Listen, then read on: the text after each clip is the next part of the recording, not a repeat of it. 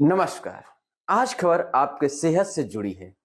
आज जानते हैं पानी कैसे और किसमें डालकर पिएं। मैं मनीष सिंह आपको बता दें कि कभी भी गिलास में पानी न पिएं। जानिए लोटे और गिलास में पानी पीने का अंतर। भारत में हजारों साल पानी पीने की जो सभ्यता है वो गिलास की नहीं। ये गिलास जो है ना विदेशी है। गिलास भारत का नहीं है। गिलास यूरोप से आया है और यूरोप में पुर्तगाल से आया था। ये पुर्तगाली जब से भारत देश में घुसे थे तब से गिलास में हम फंस गए। गिलास अपना भारत का नहीं है। अपना तो लोटा है और लोटा कभी भी एक रेखीय नहीं होता।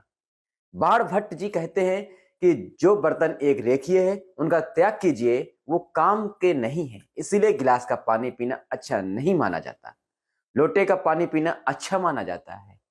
इस स्टोरी में हम गिलास और लोटे के पानी पर चर्चा करेंगे और दोनों में अंतर भी बताएंगे। फर्क सीधा सा ये है कि पानी को जहां धारण किया जाए उसमें वैसे ही गुण आते हैं। पानी में अपने कोई गुण नहीं होते, जिसमें डाल दो उसी के गुण आ जाते हैं। दही में मिला दो तो छाछ बन गया, तो वही दही के गुण ले लेगा। दूध में मिलाया तो दूध का गुण ले लेता है। लोटे में पानी अगर रखा तो बर्तन का गुण आएगा। अब लोटा गोल है तो वो उसी का गुण धारण कर लेगा। और अगर थोड़ा भी गणित आप समझते हैं तो हर गोल चीज का सरफेस टेंशन कम रहता है, क्योंकि सरफेस एरिया कम होता है तो सरफेस टेंशन कम होगा। और स्वास्थ्य की दृष्टि से कम सरफेस टेंशन वाली चीज ही आपके लिए लाभदायक है। अगर ज्यादा सरफेस टेंशन वाली चीज आप पिएंगे तो बहुत तकलीफ देने वाला है, क्योंकि उसमें शरीर को तकलीफ देने वाला एक्स्ट्रा प्रेशर होता है। जी हाँ, गिलास और लोटे के पानी में अंतर। गिलास के पानी और लोटे के पानी में जमी आसमान का अंतर है। इसी तरह कुएं का पानी, कुआं गोल है इसलिए सबसे अच्छा है। आपने थोड़े समय पहले देखा होगा कि सभी साधु संत कुएं का ही पानी पीते थे। ना मिले तो प्यास सहन कर जाते थे, जहां मिलेगा वहीं पिएंगे।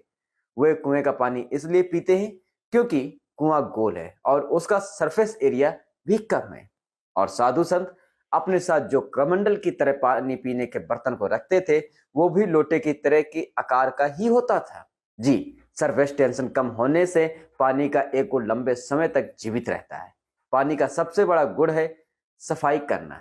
अब वो गुण कैसे कम करता है वो आपको बताते हैं। आपकी बड़ी आंत है और छोटी आंत है। आप जानते हैं कि उसमें मेम्ब्रेन है और कचरा उसी में जाके फंस जाता है। पेट की सफाई के लिए इसको बाहर लाना पड़ता है। ये तभी संभव है जब कम सरफेस टेंशन वाला पानी आप पी रहे हो। अगर ज्यादा सरफेस टेंशन वाला पानी पिए हैं तो ये कचरा बाहर नहीं आएगा, मेम्ब्रेन में ही फंसा रह जाएगा। इसे दूसरे तरीके से समझें। आप एक एक्सपेरिमेंट कीजिएगा। थोड़ा सा दूध लिए और उसे चेहरे पर लगाएं। 5 मिनट बाद रुई या कॉटन से पोंछिए तो वो जो रुई है काली हो जाएगी। स्किन के अंदर का कचरा और गंदगी बाहर आ जाएगी। इसे दूध बाहर लेकर आएगा। अब आप पूछेंगे कि दूध कैसे बाहर लेकर आया, तो आपको बता दें कि दूध का सरफेस टेंशन सभी वस्तुओं से कम है।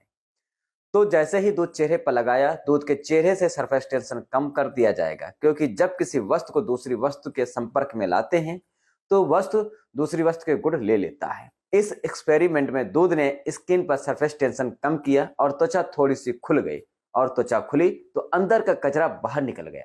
यही क्रिया लोटे का पानी पेट में करता है। आपने पेट में पानी डाला तो बड़ी आंत और छोटी आंत का सरफेस टेंशन कम हुआ और वो खुल गई। खुली तो सारा कचरा उसमें से बाहर आ गया, जिससे आपकी आंत बिल्कुल साफ हो गई। अब इसके विपरीत अगर आप गिलास का हाई सरफेस टेंशन का पानी पिएंगे तो आंतें सिकुड़ेंगी, क्योंकि तनाव बढ़ेगा। तनाव बढ़ते समय चीजें सिकुड़ती हैं और तनाव कम होते समय चीजें खुलती हैं। अब तनाव बढ़ेगा तो सारा कचरा अंदर जमा हो जाएगा और वो कचरा पेट में बीमारियां उत्पन्न करेगा। इसलिए कम सरफेस टेंशन वाला ही पानी पीना चाहिए। इसीलिए लोटे का पानी पीना सबसे अच्छा माना जाता है। गोल कुएं का पानी है तो बहुत अच्छा है। नदी का पानी हाई सरफेस टेंशन वाला होता है। नदी से भी ज्यादा खराब पानी जो होता है वो समुद्र का होता है। उसका सरफेस टेंशन सबसे अधिक होता है। अगर प्रकृति में देखें तो बारिश का पानी गोल होकर धरती पर आता है, मतलब सभी बूंदें गोल होती हैं, क्योंकि उसका सरफेस टेंशन बहुत कम होता है। तो गिलास की बजाय पानी लोटे में पिएं लोटे ही घर में लाएं, गिलास का प्रयोग बंद कर दें। इस बात को कवि बाण भट्ट ने भी माना है और उन्होंने कहा कि गिलास वापस करें, लोटे घर वापस लेकर आए। विट्ठल दास व्यास जी जो है, गुरु व्यास जी के कॉल पर उन्होंने इसको लिखा है। दीजिए इजाजत मनीष को। ऐसी कहानियों के लिए बने रहे न्यूज़ 7 के साथ। जी नमस्कार। चैनल को सब्सक्राइब, लाइक, शेयर और कमेंट्स करना ना भूलें।